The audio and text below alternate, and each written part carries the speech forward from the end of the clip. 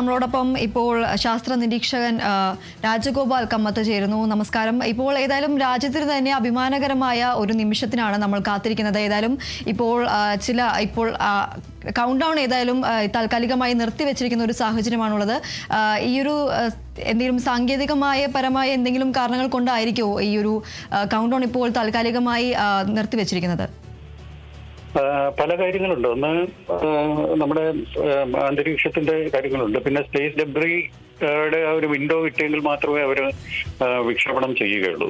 അപ്പം ഫൈനൽ ഇതൊരു പ്രധാനപ്പെട്ട ലോഞ്ചാണല്ലോ. അപ്പൊ അത് കൃത്യമായിട്ടുള്ള നിരീക്ഷണങ്ങൾ നടത്തിയതിനു ശേഷമേ ഫൈനൽ ലോഞ്ചിനുള്ള ഒരു അനുമതി കൊടുക്കുകയുള്ളൂ. അത് മാത്രമല്ല ISROയുടെ സപ്പോർട്ടും ഉണ്ടല്ലോ. ISROയുടെ ടെക്നിക്കൽ ഗൈഡൻസും ഉണ്ട്. അത് മാത്രമല്ല ശ്രീഹരിക്കോട്ടയിൽ നിന്നാണ് ഇതിന്റെ വിക്ഷേപണം നടക്കുന്നത്. അപ്പോൾ എല്ലാ തരത്തിലുള്ള സപ്പോർട്ട് ISROയുടെ ഭാഗത്തുനിന്ന് ഈ ഒരു പ്രധാനപ്പെട്ട പ്രോജക്റ്റിനുണ്ട്. ഇതൊരു വിപ്ലവകരമായ ഒരു നേട്ടം തന്നെയാണ്. കാരണം ആദ്യമായി ഈ നമ്മുടെ എയ്റോസ്പേസ് മേഖല സ്വകാര്യ മേഖലയ്ക്ക് തുറന്നു കൊടുത്തതിന് ശേഷം വിപണി ലക്ഷ്യമാക്കിക്കൊണ്ടുള്ള ഒരു പ്രൈവറ്റ് സ്പേസ് ക്രാഫ്റ്റ് ഇപ്പോൾ ഇന്ന് വിക്ഷേപിക്കാൻ പോവുകയാണ്.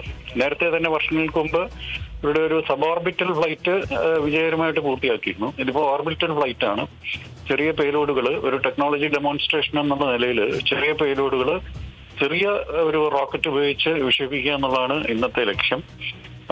ചെലവും നമ്മുടെ ISROയുടെ സ്മോൾ സാറ്റലൈറ്റ് ലോഞ്ച് വെഹിക്കിളിനേക്കാൾ ചെറിയ റോക്കറ്റാണിത്. പക്ഷെ വിപണി ലക്ഷ്യമാക്കിയതായതുകൊണ്ട് 1-2 ഉപഗ്രഹങ്ങളൊക്കെ മറ്റു രാജ്യങ്ങളുടെയോ അല്ലെങ്കിൽ മറ്റു കമ്പനികളുടെയോ ഒക്കെ ഉപഗ്രഹങ്ങൾ നിർദ്ദിഷ്ട ഭ്രമണപഥത്തിൽ എത്തിക്കാനായിട്ട് സാധിക്കും. ഇതിപ്പോ നോർമൽ നമ്മുടെ സൺ സിൻക്രോണസ് ഓർബിറ്റിൽ ഒരു ചെറിയ കുറച്ച് ലോ എർത്ത് ഓർബിറ്റിലാണ് ഇവരുടെ വിക്ഷേപണങ്ങൾ ഇതിൽ നടക്കുക, ഈ തരത്തിലുള്ള റോക്കറ്റിൽ. പിന്നെ സൺ സിൻക്രോണസ് ഓർബിറ്റ്, അതായത് സൗരകേന്ദ്ര ഭ്രമണപഥത്തിൽ അല്പം താഴെയായിട്ട് അവർക്ക് ഉപഗ്രഹങ്ങളോ മറ്റു പേലോഡുകളോ ഒക്കെ വിക്ഷേപിക്കാനായിട്ട് സാധിക്കും. മറ്റൊരു പ്രധാനപ്പെട്ട ഒരു പരീക്ഷണം കൂടി നടക്കുന്നുണ്ട്. ഈ അന്തരീക്ഷ ബഹിരാകാശ മാലിന്യം നിർമ്മാർജ്ജനം ചെയ്യുന്നതിനായിട്ടുള്ള ഒരു റോബോട്ടിക് ആം, അതിന്റെ ഒരു പരീക്ഷണം കൂടി ഇന്ന് നടക്കുന്നുണ്ട്. കാരണം നമുക്കറിയാം ഭൂമിക്ക് ചുറ്റും ധാരാളം ഓർബിറ്റൽ ഡെബ്രി ഉണ്ട്. അതൊക്കെ നമ്മുടെ സാറ്റലൈറ്റ്സിനും ഒക്കെ ഭീഷണിയാണ്. പല സാറ്റലൈറ്റ്സും പ്രവർത്തനരഹിതമാകുന്നതായിട്ട് കാണുന്നുണ്ട് ഈയിടെയായിട്ട്. അപ്പോ തകർത്ത സാറ്റലൈറ്റുകളും പിന്നെ നമ്മൾ പല രാജ്യങ്ങൾ ചേർന്ന് അയച്ചിട്ടുള്ള വിക്ഷേപണ വാഹനങ്ങളുടെ ഭാഗങ്ങളും ഒക്കെ ഇങ്ങനെ ബഹിരാകാശത്ത് ചുറ്റി നടക്കുകയാണ്. ഏറ്റവും പ്രധാനപ്പെട്ടതായിട്ട് 40,000 വലിയ ഖണ്ഡങ്ങൾ ഇങ്ങനെ ബഹിരാകാശത്ത് ഓർബിറ്റ് ചെയ്തുകൊണ്ടിരിക്കുകയാണ്.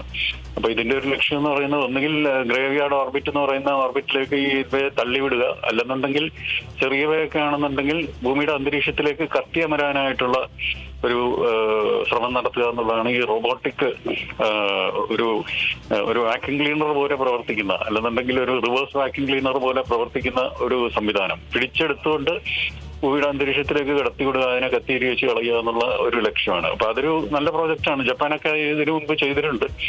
ഇതിനകത്ത് നമ്മൾ ശ്രദ്ധിക്കേണ്ട ഒരു കാര്യം എന്ന് പറയുന്നത് പല മൾട്ടിനാഷണൽ കമ്പനീസും ഇതിനകത്ത് താല്പര്യം കാണിച്ച് ഇൻവെസ്റ്റ്മെന്റ്സ് നടത്തിയിട്ടുണ്ട്. അപ്പോൾ അവർക്ക് ഇതിൽ വലിയ പ്രതീക്ഷകളുണ്ടെന്നുള്ളതാണ് അതിന്റെ അർത്ഥം. അത് മാത്രമല്ല, ഈ എയ്റോസ്പേസ് ഇൻഡസ്ട്രി ഇപ്പൊ പ്രൈവറ്റ് കമ്പനികൾക്ക് എത്താനുള്ള ഒരു വാതിൽ തുറന്നു കൊടുത്തതോടെ നൂറുകണക്കിന് സ്റ്റാർട്ടപ്പുകളാണ് ഈ മേഖലയിൽ വന്നിട്ടുള്ളത്.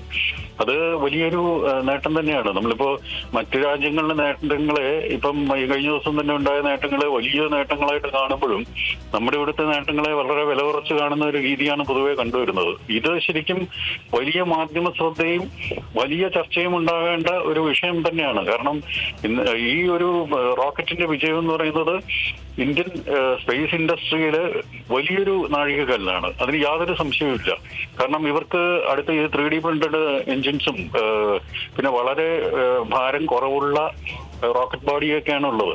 അടുത്ത ഘട്ടം എന്ന് പറയുന്നത് ഇവരുടെ വിക്രം 2 എന്ന് പറയുന്ന ക്രയോജനിക് എഞ്ചിൻ വെച്ചിട്ടുള്ളതാണ്. നമുക്കറിയാം നമ്മൾ എത്ര പ്രയാസപ്പെട്ടിട്ടാണ് ക്രയോജനിക് എഞ്ചിൻ സാങ്കേതിക വിദ്യ വികസിപ്പിച്ചതെന്ന്. അപ്പോ ക്രയോജനിക് എഞ്ചിൻ വെച്ച് വിക്ഷേപണം സാധിക്കുക എന്ന് പറയുന്നത് അത് കുറച്ചുകൂടി ഉയരം കൂടിയ ഓർബിറ്റിലേക്കും ഭാരം കൂടിയ വാഹനം പേലോഡുകളൊക്കെ വഹിക്കാൻ ശേഷിയുള്ള ഒരു റോക്കറ്റ് ആയിരിക്കും ഒരു വിക്രം 2 ആയിട്ട് വികസിപ്പിക്കുക. അത് നല്ല അനന്തമായ സാധ്യതകളുള്ള ഒരു പ്രോജക്റ്റ് തന്നെയാണ്. അത് ആഗോള സ്പേസ് ഇൻഡസ്ട്രി ഇതിനെ സസൂക്ഷ്മം വാച്ച് ചെയ്തുകൊണ്ടിരിക്കുകയാണ്. ഇക്കാര്യത്തിൽ നമുക്ക് പറയാനുള്ളത് പരമാവധി ഇവരെ സപ്പോർട്ട് ചെയ്യുക എന്നുള്ളതാണ്. കാരണം സ്വകാര്യ സ്ഥാപനമാണെങ്കിലും മറ്റു രാജ്യങ്ങളുടെ കാര്യം നോക്കിക്കഴിഞ്ഞാൽ സ്വകാര്യ സ്ഥാപനങ്ങളും ഇൻവെസ്റ്റ് ചെയ്തിട്ടുള്ള വലിയ കോർപ്പറേറ്റ്സുമാണ് ഇതിനെ ഇപ്പൊ കൈകാര്യം ചെയ്യുന്നത്. അപ്പോ ഇതൊരു കാരണം എല്ലാ മാസവും അല്ലെങ്കിൽ എല്ലാ ആഴ്ചയും വിക്ഷേപണം നടത്തുക എന്നുള്ളതാണ് ഇവരുടെ ലക്ഷ്യം.